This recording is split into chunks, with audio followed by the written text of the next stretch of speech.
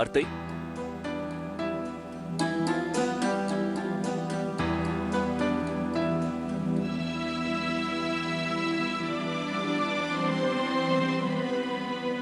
நீங்க என்ன பண்ணிட்டு இருக்கீங்க? இப்போ நாம தூங்கும்போது நமக்கு இடையில எதையாவது வச்சுக்குவோம்ல, சோ அதான்.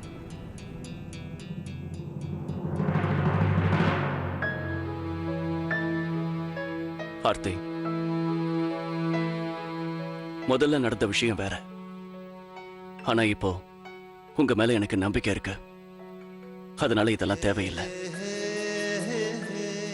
உங்களுக்கும் என் மேல நம்பிக்கை இருக்குல்ல? அது எப்படி இல்லாம இருக்கும்?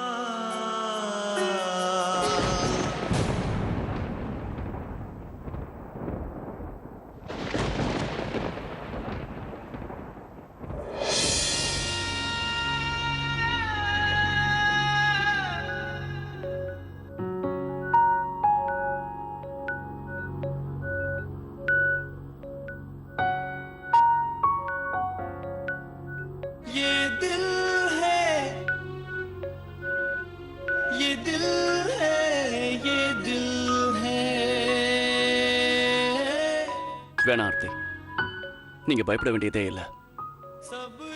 நான் உங்க கூட இருக்கேன். எதை பத்தியும் கவலைப்படாம நிம்மதியா தூங்குங்க. ஒருவேளை உங்களுக்கு தூக்கம் வரலன்னா என்கிட்ட சொல்லுங்க, நான் வேணா உங்களுக்கு தாலாட்டு பாடுறேன். சரி, ப்ளீஸ்ங்க. இல்ல இல்ல, நான் சும்மா விளையாட்டுக்கு தான் அப்படி சொன்னேன்.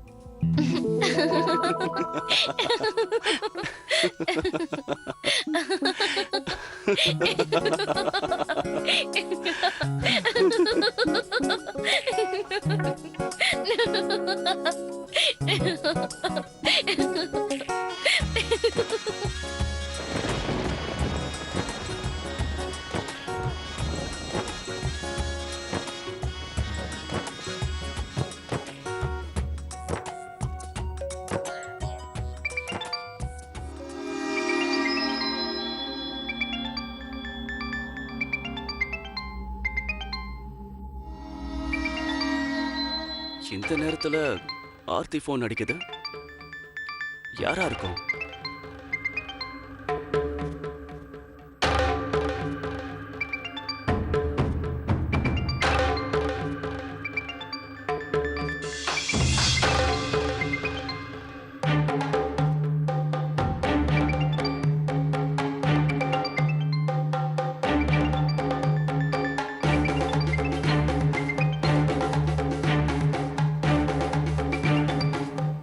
ஷோபா ஆண்டியா?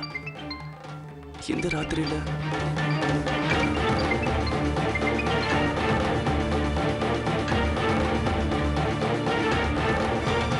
Hello,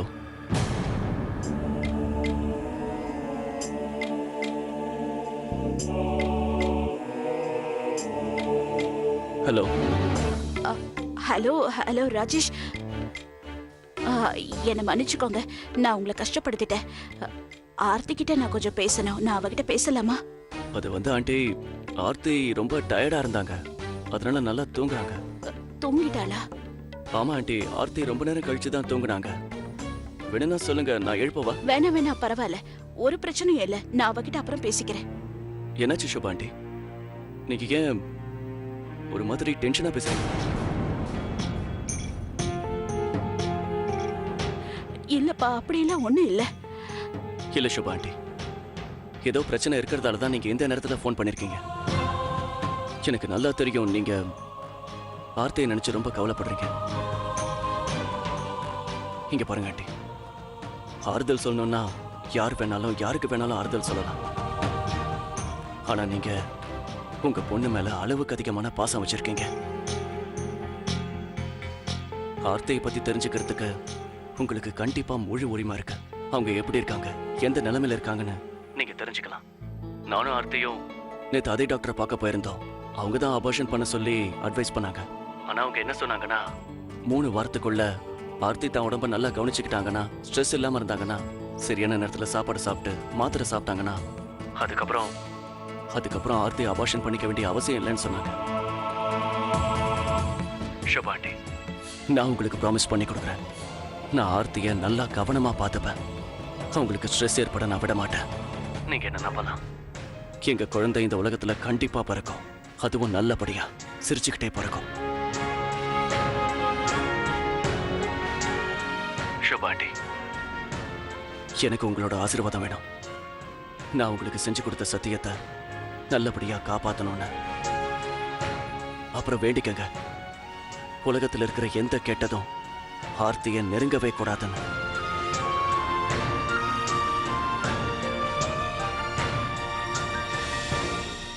hello.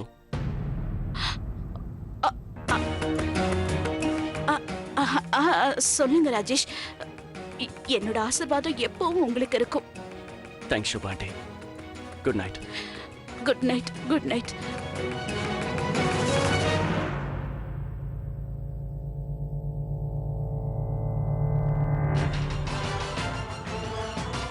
எனக்கு உன்னை பத்தி நல்லா தெரியும் ஷோபா. நீ ஆர்த்தி கிட்ட இத பத்தி பேசவே மாட்ட. நானே ஆர்த்தி கிட்ட பேசிக்கிறேன்.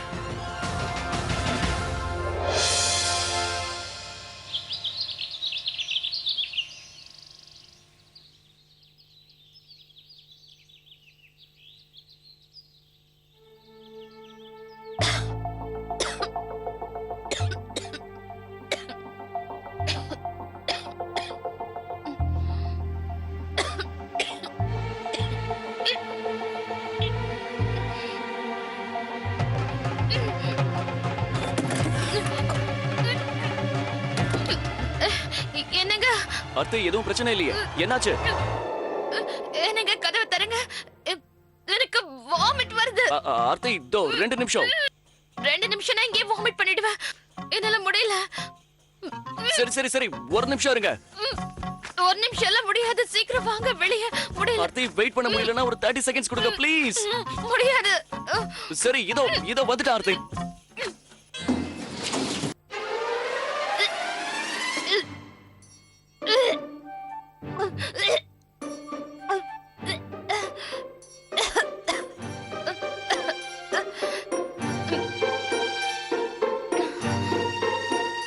ஆர்த்தி, நீங்க நல்லா தானே இருக்கீங்க? சரி, நான் இப்போவே போய் உங்களுக்கு லெமன் ஜூஸ் எடுத்துட்டு வரேன். எதுக்கு அது? லெமன் ஷர்ட் இருக்கேன். என்னங்க ப்ளீஸ். நான் சும்மா விளையாட்டுக்கு தான் அப்படி சொன்னேன். நான் போய் உங்களுக்கு லெமன் ஜூஸ் கொண்டு வரேன். 1 நிமிஷம் இருங்க.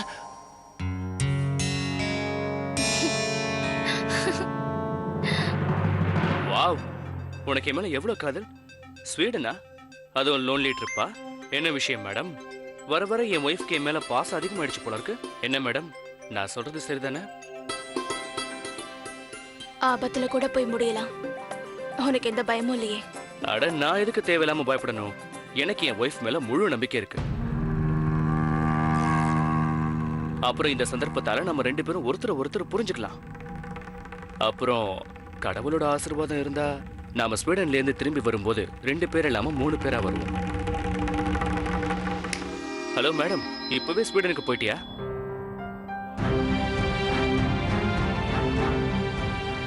என்ன மன்னிச்சிடு பிரதீப். நான் உன்கிட்ட போய் சொல்லிட்டேன். ஆனா அதை தவிர என்கிட்ட வேற வழி கிடையாது. நான் உன்னை இழக்க விரும்பல பிரதீப். இழக்க விரும்பல.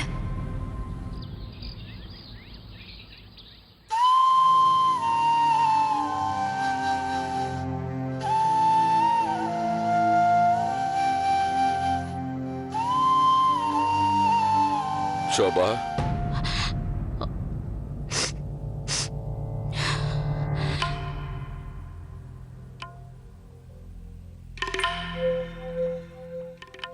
என்னங்க இவ்வளவு சீக்கிரமா கிளம்பிட்டீங்க? எங்கேயாவது போறீங்களா? ஆமா, ஆர்த்தி வீட்டுக்கு. இங்க பாருங்க, நீங்க இப்ப நான் முடிவு பண்ணிட்டேன் ஷோபா. ஆர்த்தி கிட்ட இது விஷயமா பேசியே ஆகணும். இங்க பாருங்க, இந்த மாதிரி ஆர்த்தியோட மாமியார் வீட்டுக்கே போய் இத பத்தி பேசுனீங்கன்னா நிச்சயமா பிரச்சனை பெருசாயிடும். இது கொஞ்சம் கூட சரியில்லைங்க. எது சரி எது தப்புன்னு எல்லாம் யோசிச்சு பேசுறதுக்கு இது நேரம் இல்ல ஷோபா. உயிருக்கு போராடிக்கிட்டு இருக்கிற என் பையனை காப்பாத்துறதுக்கு இதை தவிர வேற வழி இல்லை. எனக்கு இன்னொரு வாய்ப்பு கொடுங்கங்க. இந்த தடவை நிச்சயமா நான் சொல்லிடுவேன். ஆர்த்தி கிட்ட நான் பேசுறேங்க.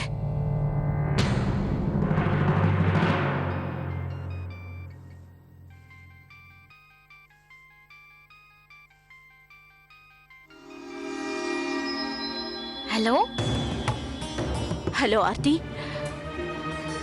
ஆர்த்தி, நான் இப்பவே உன்னை பார்க்கணும். கொஞ்சம் வீட்டுக்கு வர முடியுமா?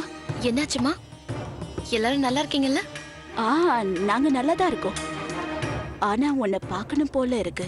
அட, என்ன பார்க்கணும் போல இருந்தா இங்க வந்துருங்க. இல்ல ஆர்த்தி. நான் வந்திருப்பேன். ஆனா இங்க பசங்களுக்கு எக்ஸாம் ஸ்டார்ட் ஆயிடுச்சு. சரி ஆர்த்தி, பசங்க வீட்டுக்கு வந்ததுக்கு அப்புறமா நீ சாயங்காலமா இங்க வந்தா போதும். ஆர்த்தி, நான் உனக்காக காத்துக்கிட்டு இருப்பேன். ஆமா, நான் வந்துடுறேன். ஓகே, பாய்.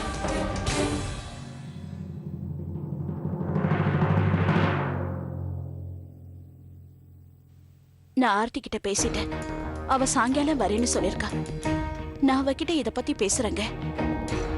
நான் என்ன நினைக்கிறேன்னா, அவ ஒரு தடவை பிரசாந்த பார்த்து அவனோட நிலைமைய புரிஞ்சுக்கிட்டான்னா அதுக்கப்புறம் நிச்சயமா இதுக்கு மறுக்கவே மாட்டா. வேண்டாமா,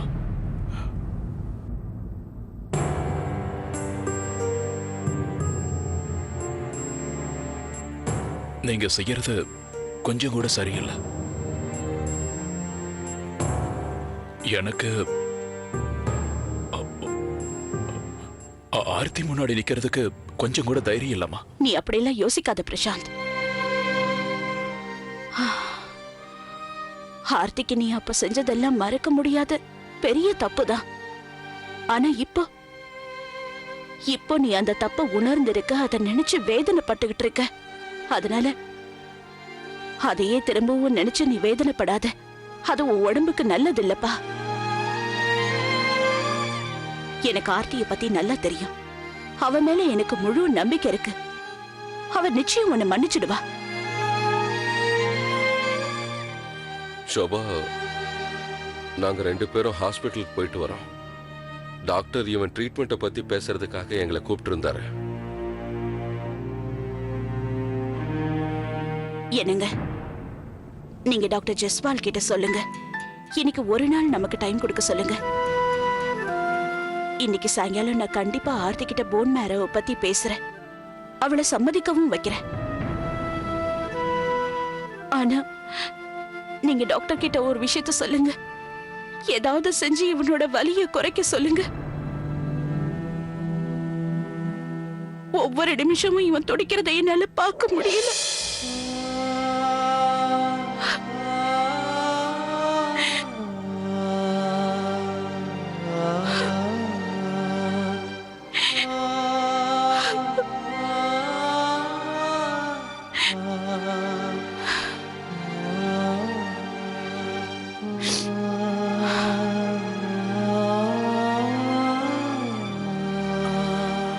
வாங்கப்பா.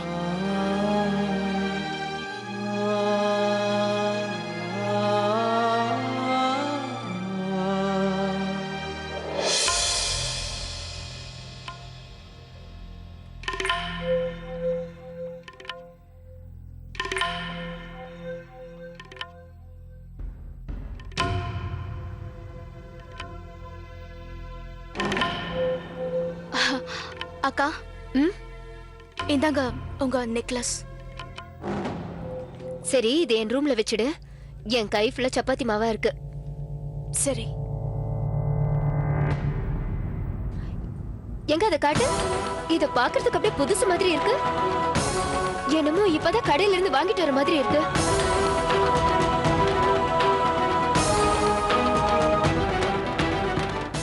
ஆமா, அது வந்து அக்கா, நீங்க அன்னைக்கு இத பாலிஷ் பண்ணணும்னு சொன்னீங்கல்ல. நான் அம்மா வீட்டுக்கு போயிருந்தப்போ அவங்க ஜுவல்லரிய பாலிஷ் பண்ணிட்டு இருந்தாங்க. அப்போ நான் இத பாலிஷ் பண்ணிட்டேன். பாராட்டி ஆகணும் பிரீத்தி. ரொம்ப அழகா பாலிஷ் பண்ணிருக்காங்க. இத பழசுன்னு யாரும் சொல்ல முடியாது. சரி, உங்க அம்மா கிட்ட இருந்து அந்த பாலிஷ் போடுறவர் நம்பர் வாங்கிவே. அடுத்த தடவை நம்ம இவர்கிட்ட பாலிஷ் போட கொடுப்போம். சரி. சரிங்க பாரு, நீ போகும்போது ராஜேஷ் தம்பிக்கு ஞாபகப்படுத்திட்டு போ. அவரு இன்னைக்கு ஆர்த்தியோட ரிப்போர்ட்ஸ் வாங்க ஹாஸ்பிட்டலுக்கு போகணும். அக்கா, கொஞ்ச நேரத்துக்கு முன்னாடி ராஜேஷ தான் வெளியில போறத பார்த்தேன். அவர் இந்த வேலையா தான் போயிருக்காருன்னு நினைக்கிறேன். சரி, இத அங்க வச்சுடு.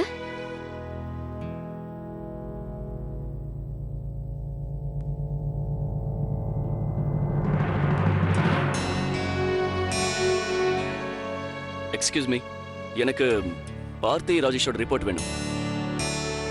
சரி, நீங்க உட்காருங்க, நான் போய் ரிப்போர்ட் எடுத்துட்டு வரேன்.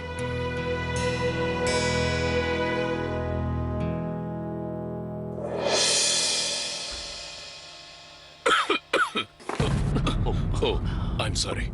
எக்ஸ்கியூஸ் மீ, உங்களுக்கு என்ன அடையாளம் தெரியலையா? நாம லலித்பூர்ல மீட் பண்ணிருக்கோமே. ஹாய். நான் உங்களை எப்படி மறக்க முடியும்? உங்களுக்கு என்னாச்சு? உங்களுக்கு உடம்பு சரியில்லையா என்ன? பார்க்க டயர்டா தெரியுறீங்க. இல்ல இல்ல,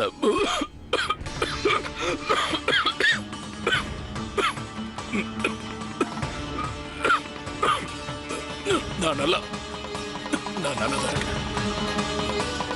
கொஞ்சம் உடம்பு சரியில்லை, வீக்கா இருக்கேன், அவ்வளவுதான். ஆமா, உங்க மனைவி எப்படி இருக்காங்க? நல்லா இருக்காங்கல்ல?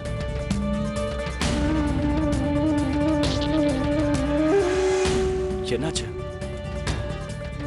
நல்லா தானே இருக்காங்க? அவங்க அவங்க நல்லா இருக்காங்க. அது வந்து போன தடவை நாம 2 பேரும் பார்க்கும்போது நீங்க உங்க பையன் ஒய்ஃபையும் தேடிட்டு இருந்தீங்க. அவங்க கிடைச்சிட்டாங்களா? கிடைச்சிட்டாங்க. ஒரு நல்ல மனுஷனோட புண்ணியத்தால நாங்க 2 பேரும் சேர்ந்துட்டோம். ஒரு முகம் தெரியாத ஆளால எங்க வாழ்க்கையில இருந்த மிகப்பெரிய பிரச்சனை இப்ப தீர்ந்து போச்சு. எங்களுக்குள்ள இருந்த மிஸ் அண்டர்ஸ்டாண்டிங்கும் போயிடுச்சு. எங்களை சுத்தி இருந்த கேட்டதும் விலகி போயிடுச்சு. இப்ப நான் அந்த கடவுள்கிட்ட ஒண்ணே ஒண்ணு மட்டும் தான் வேண்டி கேட்டுக்கிறேன். நல்லா இருக்கணும். அவரால் தான் இன்னைக்கு நாங்க சந்தோஷமா இருக்கோம். உங்களுக்கும் ஆர்த்திக்கும் நடுவுல எந்த பிரச்சனையும் வராம இருக்க நான் முயற்சி பண்ணுவேன். என்னால உங்க 2 பேருக்குள்ள சண்டை வராம பாத்துக்குவேன்.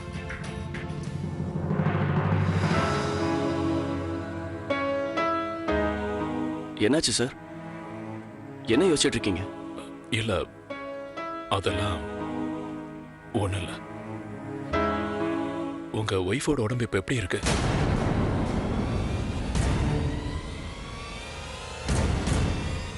என் ஒய்ஃபுக்கு உடம்பு சரியில்லைன்னு உங்களுக்கு எப்படி தெரியும் சார்?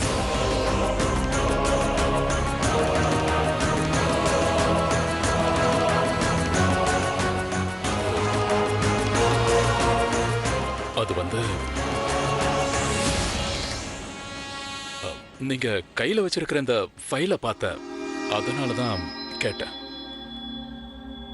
ஓ, அப்படியா?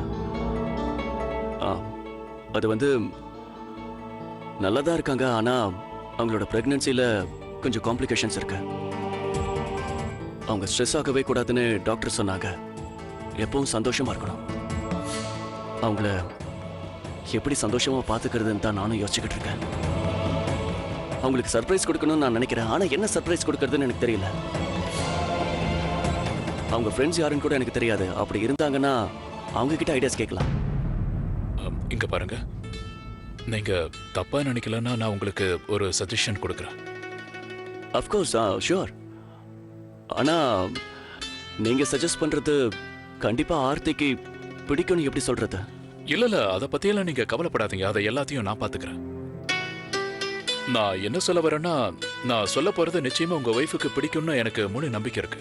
அவங்களுக்கு அது பிடிக்கலன்னா அப்புறமா சொல்லுங்க, சரியா?